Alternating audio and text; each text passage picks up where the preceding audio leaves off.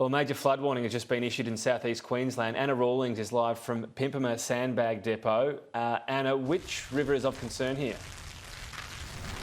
Well, Tom, it is the Logan Albert River catchment. We could see that there is a major flood warning in place for that particular river and particularly the Beaudesert area. Now, before we talk through the kind of flood peaks we could see, we are here at the Sandbag Depot at Coomera. Now, the men here tell me that they've had 500 sandbags collected in the past 2 hours. As you can see, someone is here now. They are stocking up in their car with sandbags helped by these SES volunteers. Now, that is because there are also river flood warnings in place for places like the Nerang River as well as the Coomera River. But if we do talk about the Logan Albert River, we could see that exceed its flood peak today of about 8 metres. We're told it won't get quite as high as it did in 2017. That was around the time of Tropical Cyclone Debbie when it peaked at over 14 metres. Queensland SES say they are on standby for most of southeast Queensland, but they are keeping an eye on that catchment of most concern at the moment.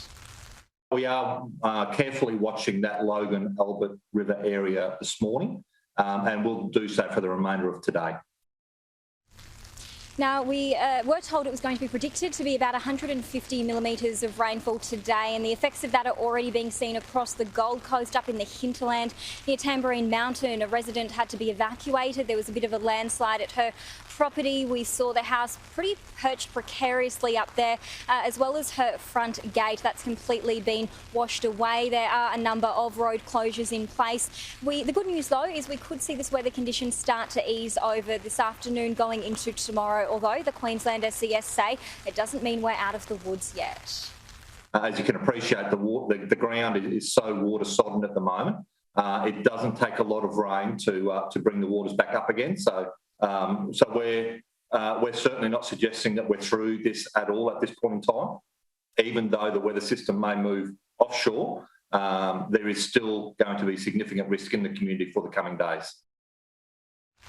Now, this severe weather warning does stretch from the Gold Coast to Brisbane, as well as up to some parts of the Sunshine Coast. Some western communities as well, Tom, are isolated with roads cut out to places like Birdsville. Since Friday, there's been 8 lives lost on Queensland roads, with wet weather contributing. So the message from police on and off the roads is to really take care during this wet weather.